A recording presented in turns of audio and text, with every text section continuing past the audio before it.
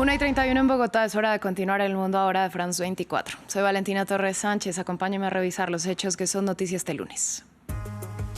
Tras reconocer que cometió graves errores y volver a pedir perdón, renunció el hasta ahora presidente de la región de Valencia en España, Carlos Mazón. Esto 5 días después del primer aniversario de la Dana que devastó la zona y dejó 229 fallecidos. Israel confirmó que los restos entregados por Hamás el domingo pertenecen a otros 3 rehenes. A su vez, Tel Aviv entregó los cuerpos de 45 palestinos. Esto mientras que en terreno diplomático en Estambul discuten el plan de reconstrucción de Gaza con un llamado del presidente turco a que los países musulmanes sean líderes de la iniciativa. En Afganistán, al menos 20 personas perdieron la vida y más de 500 resultaron heridas tras el terremoto de magnitud 6,3 que golpeó el domingo el norte del país y dejó varias regiones sin electricidad. Esto solo 2 meses después de otro movimiento telúrico que dejó más de 2.000 fallecidos. Hoy en directo vamos a Guayaquil para hablar de 2 temas que concentran la atención. El primero, el inicio de las campañas por el sí y el no de cara al referendo y la consulta popular, impulsados por el presidente Daniel Noboa. Pero justamente el exmandatario Rafael Correa pidió una verificación de la tinta de la papeleta porque insiste en su teoría de que al momento de rayarla y doblarla se transfiere y se anula la elección.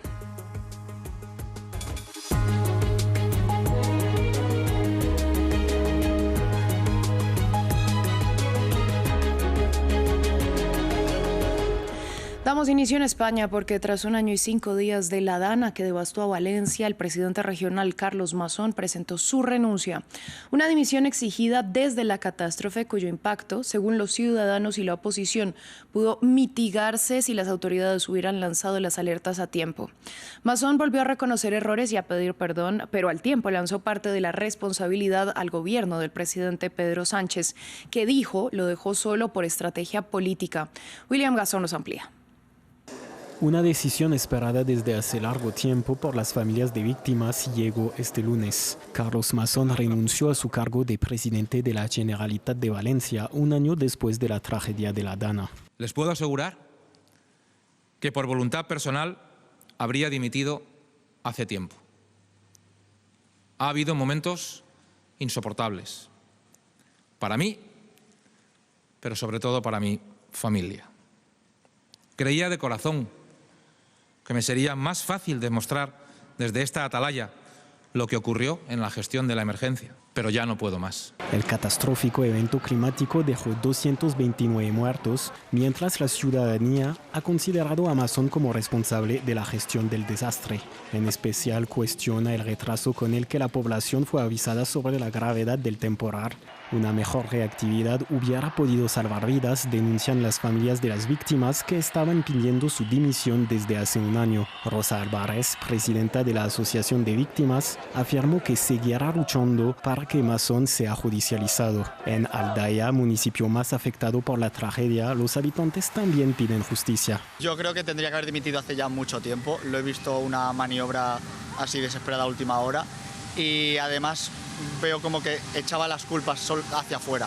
Que la dimisión está muy bien, pero que tienen que hacer justicia, porque las muertes pues están ahí. Mientras Mazón mantenga su puesto de diputado y preserve su aforamiento, solo podría ser procesado por el Tribunal Superior de Valencia. Por otro lado, el renunciante no convocó a elecciones anticipadas, sino que pidió a la mayoría del Partido Popular y de Vox a que estos sean los que elijan un nuevo presidente. Continuamos en España porque durante la primera jornada del juicio, el fiscal general del Estado, Álvaro García Ortiz, se declaró inocente de los delitos que se le imputan en el proceso por la presunta filtración de información sobre una investigación por fraude a la Hacienda en contra de Alberto González Amador, la pareja de la presidenta de la Comunidad de Madrid, Isabel Díaz Ayuso. El proceso irá hasta el 13 de noviembre y busca determinar si García Ortiz filtró un correo en el que González Amador proponía un pacto al fiscal y reconocía que había cometido 2 delitos contra la Hacienda, buscando una rebaja en la condena.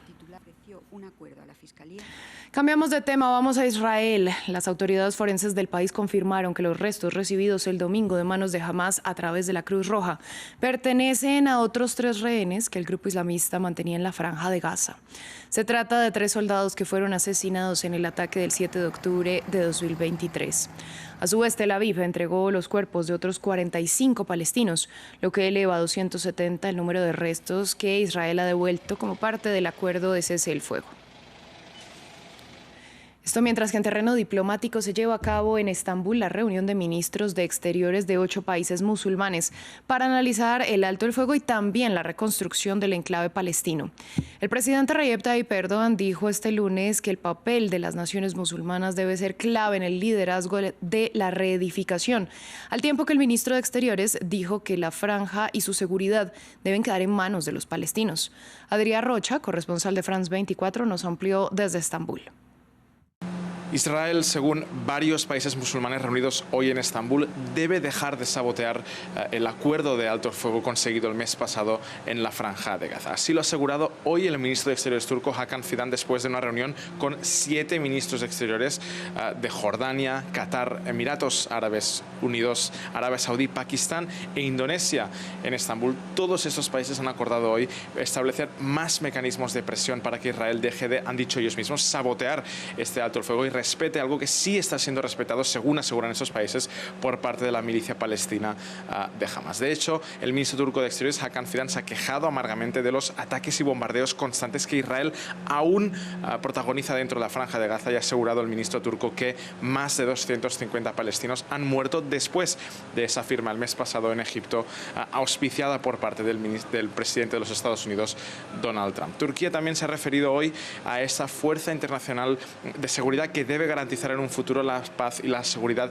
dentro de la Franja de Gaza, algo que de momento ha sido rechazado en plano por un Israel que no prevé aceptar soldados turcos sobre el terreno en la Franja de Gaza. Hakan Fidan, el ministro turco, se ha referido de hecho a ello y ha asegurado que todos los países reunidos hoy en Estambul están de acuerdo en que son necesarios bases legales y más claridad en ese aspecto, sobre todo por parte de un Consejo de Seguridad de Naciones Unidas que, ha dicho Fidan, debe en los próximos días y semanas realizar estudios al respecto y establecer un mecanismo que permita que la Franja de Gaza sea finalmente asegurada, tanto si es por milicianos y agentes de seguridad palestinos como también internacionales. En Afganistán, un terremoto de magnitud 6,3 sacudió al norte del país este lunes. El movimiento telúrico provocó al menos 20 muertos y cientos de heridos, pero el balance sigue siendo provisional. Un nuevo golpe para esta nación asiática ya afectada por un terremoto que dejó más de 2.000 víctimas a finales de agosto. En la plaza de la mezquita azul de Mazar-e-Sharif, los habitantes constatan los daños. Esta joya del siglo XV, con sus brillantes azulejos, ha quedado severamente dañada por el terremoto de magnitud 6,3 que ha sacudido el norte de Afganistán, cerca de la ciudad de Holm. El temblor se sintió hasta en la capital, Kabul. La catástrofe ha causado numerosas víctimas. Según el Ministerio de Defensa afgano, los equipos militares y de ayuda de emergencia llegaron a la zona y han empezado las operaciones de rescate. Según los primeros informes, unas 320 personas resultaron heridas y se confirmaron más de 20 muertos, cuyos cuerpos fueron trasladados al hospital. Los equipos de rescate siguen trabajando y es probable que estas cifras cambien. Los equipos médicos han llegado a la zona afectada y, siguiendo las instrucciones del Ministerio de Salud, todos los hospitales de los alrededores han recibido la orden de estar preparados para recibir a más pacientes. El sismo ocurre solo unos meses después de uno de los terremotos más mortíferos de la historia de Afganistán. En agosto, un temblor de magnitud 6 causó la muerte de más de 2.200 personas y destruyó cerca de 7.000 viviendas en el este del país, según las autoridades afganas. Los talibanes, que volvieron al poder en 2021, fueron muy criticados por la falta de ayuda y la lentitud de los servicios de rescate. Afganistán es un país especialmente vulnerable a los terremotos, ya que se encuentra ubicado sobre 2 fallas tectónicas activas. Samia Suluhu Hassan fue investida este lunes como presidenta de Tanzania tras su triunfo electoral en los polémicos comicios del 29 de octubre, en el marco de los cuales se registraron violentas protestas y murieron al menos 150 personas según las autoridades. Sin embargo, la oposición denuncia casi 800 muertos. La mandataria juró el cargo para un periodo de gobierno de 5 años. Los detalles en el siguiente informe del Mariángulo. Samia Suluhu Hassan juró como presidenta de Tanzania. En el acto de investidura que se cumplió en la base militar de Chamwino, ubicada en Dodoma, la capital administrativa de esta nación africana, la mandataria de 65 años aseguró que continuará con su llamada filosofía de las 4 Rs: reconciliación, resiliencia, reformas y reconstrucción, la cual implementa desde su llegada al poder en 2021, tras la muerte de su predecesor en el cargo, John Magufuli. Yo, Samia Suluhu Hassan, juro que seré fiel a la Unión Democrática de Tanzania y que perseveraré, protegeré y lucharé por la Constitución de la República Unida de Tanzania, tal como lo estipula la ley. El triunfo electoral de la mandataria se dio con cerca del 98% de los votos a favor. En marzo de 2021, cuando pasó de ser vicepresidenta a jefa de gobierno, reconoció el legado de Magufuli. Tuve la suerte de ser vicepresidenta de Magufuli. Era un líder que nunca se cansaba de enseñar y de predicar con el ejemplo. Me enseñó mucho, fue mi mentor y me preparó adecuadamente. En medio de los polémicos comicios, se desencadenaron violentas protestas en todo el país. Su contienda en las urnas fue solo contra candidatos de partidos minoritarios, luego de que sus principales rivales de los 2 partidos de la oposición resultaran descalificados.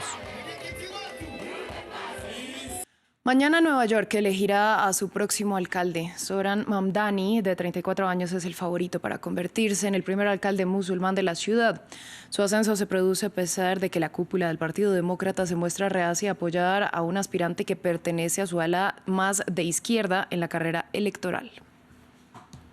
Con su habitual traje y corbata, Zoran Mamdani tiene el aspecto típico de un político. Nacido en Uganda y naturalizado estadounidense, este asambleísta de Nueva York de 34 años quiere ser el próximo alcalde de la ciudad.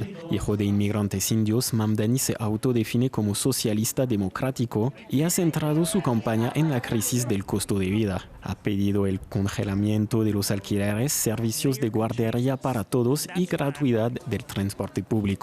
Planea financiar todo esto mediante el aumento de los impuestos a las empresas y a los ricos. Su campaña también ha aprovechado las redes sociales en una de las ciudades más diversas del mundo, publicando mensajes en español, árabe e incluso en hindi. Orgulloso musulmán, Mamdani no dudó en criticar a Israel durante la guerra en Gaza, algo controvertido en una ciudad con el mayor número de judíos fuera de Tel Aviv. Mamdani se ha dado cuenta de que se puede decir todo lo que se quiera sobre Israel, y lo cual en Nueva York solía ser al contrario, ya que antes había que ser muy pro-israelí. Sin embargo, la cúpula del Partido Demócrata se ha mostrado cautelosa a la hora de apoyar al candidato, por lo que Mamdani ha tenido que recurrir al apoyo de la ala izquierda del partido. Si resulta elegido, el candidato demócrata se ha comprometido a hacer frente a la Casa Blanca, una postura que probablemente lo pondrá en conflicto con Donald Trump, quien insiste en que Mamdani es comunista.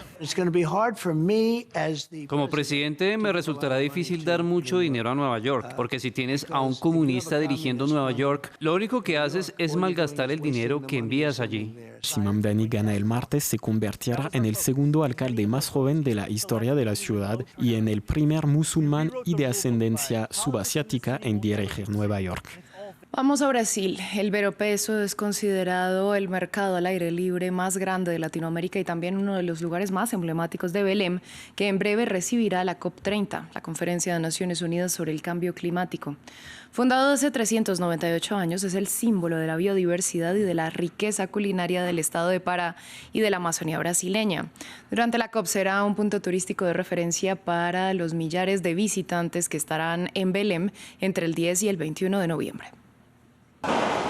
El mercado Veropeso es uno de los puntos comerciales y turísticos más importantes de Belém de Pará, la ciudad que recibe este año la COP30, la Conferencia de las Naciones Unidas sobre el Cambio Climático. Aquí lugareños y turistas pueden encontrar todo tipo de especialidad de la gastronomía local, como los peces amazónicos, la castaña de Pará, las frutas de la tierra y las hierbas curativas. Aquí en el mercado Vero Peso trabajamos a diario con hasta 38 o 40 especies de pescado de todos los rincones del estado de Pará. Trabajamos una media de 5 a 6 toneladas de pescado por día solo en este mercado. La castaña depende de la lluvia. Si no llueve, no hay producción. La producción fue poca y por esto el precio ahora está por las nubes. No tiene nada que ver con la COP30. El tucupí es extraído de la raíz de la mandioca. Es usado para el pollo. Con el tucupí, la carne, hacemos nuestro plato típico, el tacacá paraense. Se usa para varias cosas, incluso hacemos un condimento picante. Mira. Todos los días el Veropeso recibe cerca de 2.000 personas, una cifra que se espera que aumente durante la celebración de la COP. Ese espacio ha pasado este año por una profunda remodelación. La inversión ha sido de unos 12 millones de dólares. Sin embargo, muchos comerciantes esperaban más. La reforma está bien, pero falta un complemento porque no está todavía al 100%. Todavía deja algo que desear la seguridad. Todavía siguen aquí los toxicómanos y las personas que roban a los turistas. Teniendo en cuenta de cómo estaba, está más o menos. No está bien, pero está mejor. El mercado Veropeso también funciona como una enorme farmacia al aire libre donde el visitante puede encontrar remedios naturales basados en la rica naturaleza amazónica. El icónico Veropeso reabrió sus puertas en septiembre y en 2027 va a cumplir 400 años. Continuamos con Directo A. Vamos a Ecuador porque ya iniciaron las campañas por el sí y el no de cara al referendo y la consulta popular que impulsa el presidente Daniel Noboa. Para ampliar sobre este tema conectamos con Carolina Mela, ella es corresponsal en Guayaquil. Carolina, buenas tardes. ¿Cómo se produjo este arranque de las campañas? Intenta arrancar con fuerza porque hay algo particular de esta campaña electoral y es que estamos en medio de un feriado que se va a extender hasta el 4 de noviembre. Así que la gente está en distintos lugares, no necesariamente en las grandes ciudades donde generalmente arrancan las campañas electorales. Pero las dos opciones, tanto el sí por el no, se han movilizado especialmente a las calles. Por ejemplo, en el centro de Quito, organizaciones sociales, barriales, se concentraron en el centro para intentar informar a la gente por qué ellos deciden apoyar en esta campaña por el no. Y por el sí, el actor más visible de todo esto es el gobierno nacional, por lo tanto es justamente el partido oficialista ADN, encabezado por asambleístas, los que estuvieron en el norte, por ejemplo, de la capital, de Quito, para poder concentrarse y hacer una marcha a favor de esta elección, a favor del sí, tanto para el referéndum como la consulta popular. En ninguna de estas ha participado el presidente de la República, quien estuvo haciendo algunas otras actividades, entre esas también acompañado de su familia en la ciudad de Cuenca, y donde él ha tratado de evitar hablar de la campaña electoral porque necesitaría pedir ya una licencia y no lo ha hecho. Además de esto, él ha viajado hacia los Estados Unidos en una agenda oficial de la que no se tienen detalles. Bueno, pero sabemos que hay una sombra y es que el expresidente Rafael Correa pidió verificar la tinta de impresión de las papeletas, asegurando que al momento de doblarlas se transfiere y se anula el voto. Así es, lo hizo el delegado del Movimiento Revolución Ciudadana que pertenece al expresidente Rafael Correa y le solicitó al Consejo Nacional Electoral que el Instituto Geofísico Militar, que es el encargado de imprimir las papeletas, emita un certificado de los químicos que se utilizan para evitar un poco, quitar esta sombra de que los químicos que se están utilizando para hacer este documento electoral pueda tener algún tipo de error, justo con lo que comentabas de que se transfiera la tinta, que es la tesis que usa el correísmo desde las elecciones pasadas de abril, las elecciones presidenciales, en las que perdió Luisa González y donde el correísmo desde entonces está emitiendo un posible fraude y ha pedido, de hecho, de que se abran todas las urnas electorales para poder hacer una verificación, porque lo que ellos dicen es que esta papeleta tenía algún tipo de químico que en el momento de poner el voto, pues, y al doblar la papeleta e introducirlo a la urna, pues se se traspasaba la tinta al otro lado y por lo tanto de inmediato se anulaba este voto. Algo que hasta este momento, desde abril a acá, que han pasado varios meses, continúa de hecho el partido del correísmo pidiendo transparencia con esto. El Consejo Nacional Electoral ha dicho que se lo toma en serio y que va a pedir justamente, acogió la solicitud del Partido de Revolución Ciudadana para que tenga tranquilidad y que sacar todas estas sombras de un posible fraude electoral. Esto también porque el día viernes, por ejemplo, el Ministerio del Interior dijo que se habían encontrado en poder de una persona y en un vehículo, papeletas que tenían marcadas el no. Sin embargo, las papeletas se están imprimiendo en este momento. Justamente hace unas horas el Consejo Nacional Electoral informó que ya lleva el 73% de impresión de las papeletas y algunas de estas ya han comenzado a ir hacia el exterior, a las partes más lejanas, para poder alcanzar así hasta el 16 de noviembre, que son el día de las elecciones, y justamente la campaña electoral que va solamente hasta el 13 de noviembre. Todo esto bajo la solicitud también de mucho resguardo militar de todo el material electoral para eliminar esta sombra de un posible fraude. Pues Carolina, usted muchas gracias por esta ampliación. Nosotros continuamos con nuestro reportaje del día. Unos 300 osos polares viven en la región ártica de Svalbard, un archipiélago noruego. Pero con el rápido derretimiento del hielo marino debido al cambio climático, los investigadores intentan comprender cómo se están adaptando estos animales.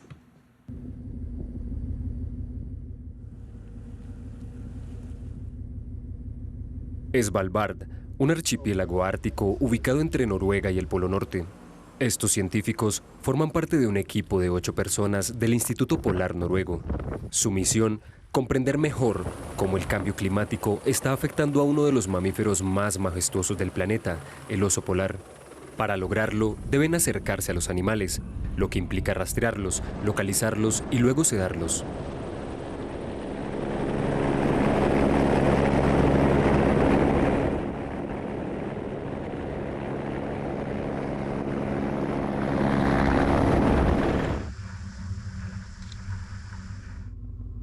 Durante esta expedición, el equipo logró marcar a 53 osos, obteniendo información invaluable sobre cómo enfrentan el calentamiento global. Una vez anestesiado, el equipo tiene unas 2 horas para trabajar con el animal, la parte más delicada de la misión.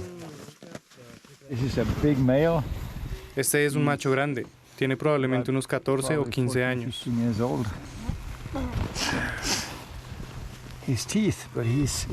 Tiene muy buenos dientes para su edad y podemos ver que ha estado peleando un poco.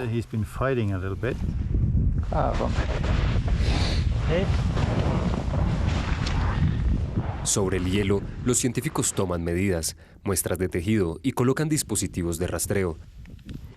Todo mientras monitorean sus signos vitales.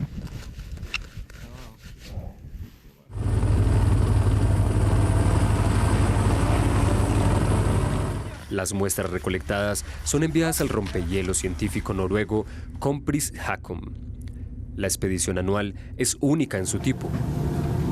A bordo del barco, los investigadores cuentan con todo lo necesario para semanas en el mar, incluido un laboratorio de última generación, donde analizan muestras como estas biopsias de grasa. En una región que se calienta entre 3 y 4 veces más rápido que el promedio global, entender mejor a los osos polares es clave para el estudio del cambio climático. Actualmente enfrentamos un cambio climático importante, especialmente en el Ártico y en Svalbard. Ha habido una disminución significativa del hielo, y el oso polar es un animal ártico que utiliza el hielo, sobre todo el marino, para desplazarse, alimentarse, cazar focas y reproducirse.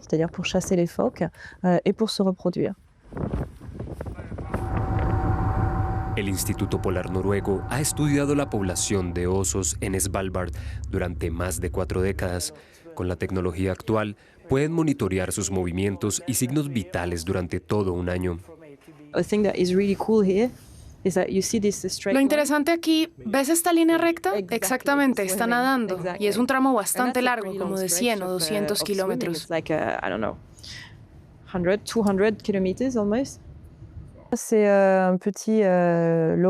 Este pequeño dispositivo nos permite monitorear al oso durante un año. Registra su temperatura corporal y ritmo cardíaco.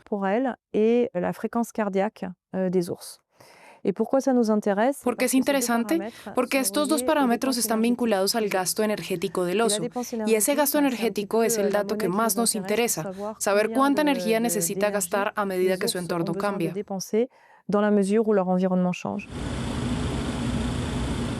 En el laboratorio del barco, Laura Pirard analiza muestras de grasa de oso utilizando un método innovador. Desarrollamos una técnica en la que cortamos el tejido en láminas muy finas y lo mantenemos a la temperatura corporal del oso.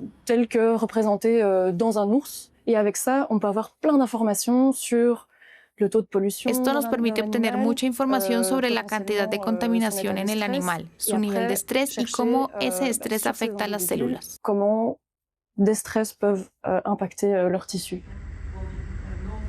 Los científicos han confirmado dos hipótesis. Los osos están sometidos a un mayor estrés y expuestos a un número creciente de contaminantes. Los contaminantes a los que están expuestos los osos polares provienen de la industria y la agricultura. Son sustancias muy persistentes que permanecen en el ambiente por mucho tiempo. Cuando entran en las corrientes árticas, se incorporan a la cadena alimentaria.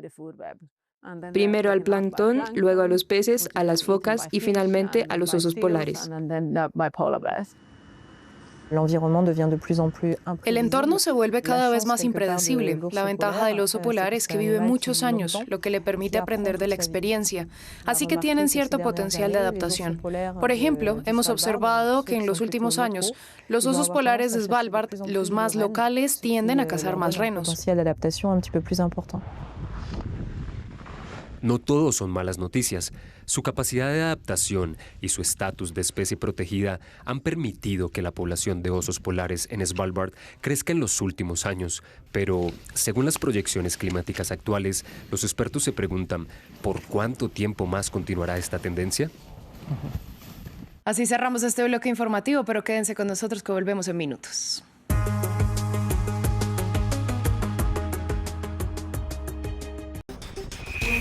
Cada 30 minutos, France 24 les ofrece una actualización de los acontecimientos más importantes de América Latina y el mundo. Últimas noticias, contexto y análisis. Todo lo que necesitas saber para estar bien informado. Noticias en France 24 y france24.com. Bienvenidos a la entrevista de France. Cada semana, Rodrigo Sedano recibe a un nuevo invitado. Políticos, deportistas, artistas. Entrevistas con personajes que están en el centro de la actualidad. Sus puntos de vista y experiencias. Un cara a cara con el mundo. La entrevista, presentado por Rodrigo Sedano, en France 24 y france24.com.